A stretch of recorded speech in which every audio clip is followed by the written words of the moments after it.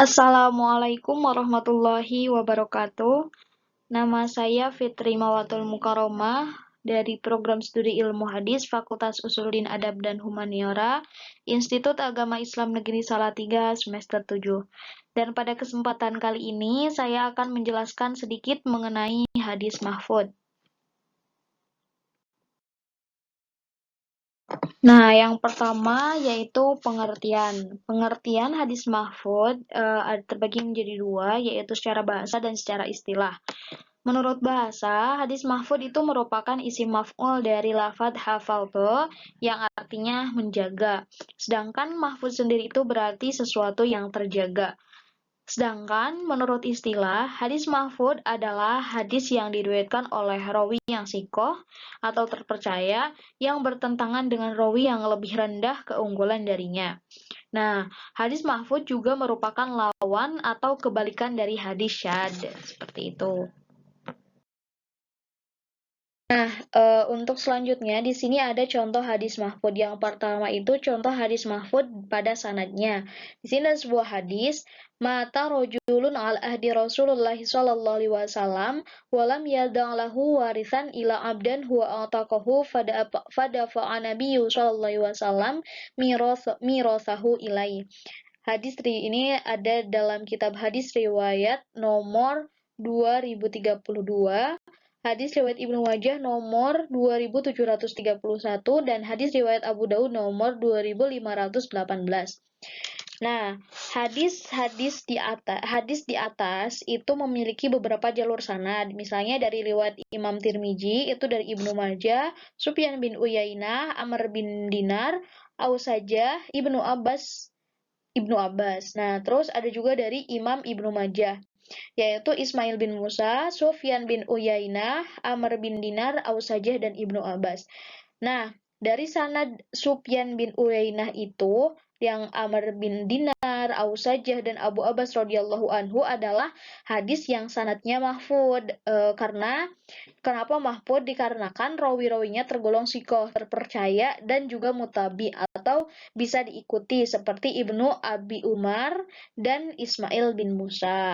Jadi seperti itu.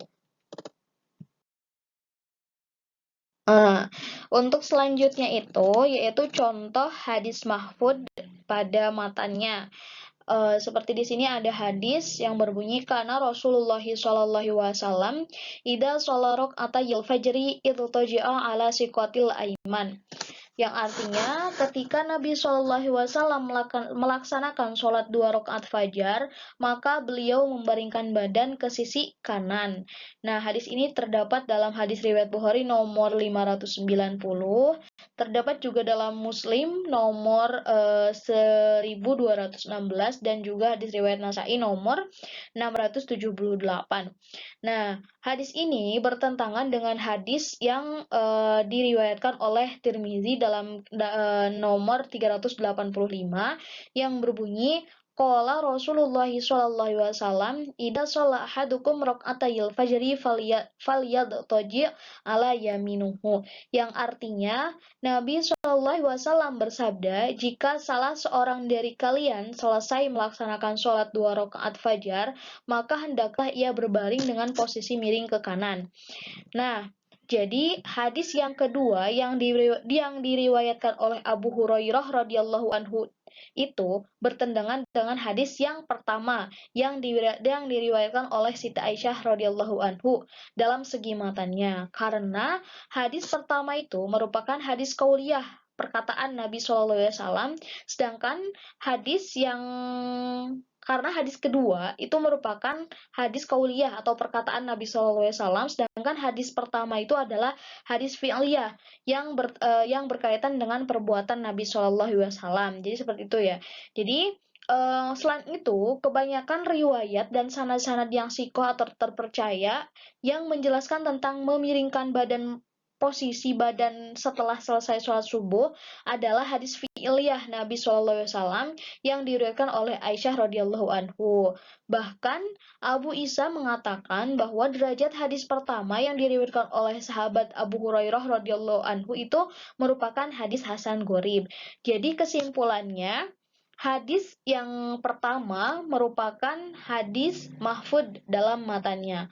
Sedangkan hadis yang kedua yaitu kenapa tidak disebut hadis mahfud, itu dikatakan hadis syadz karena bertentangan dengan hadis kedua yang merupakan hadis mahfud dalam matanya. Seperti itu. Sekian dari saya. Terima kasih, semoga bermanfaat. Wassalamualaikum warahmatullahi wabarakatuh.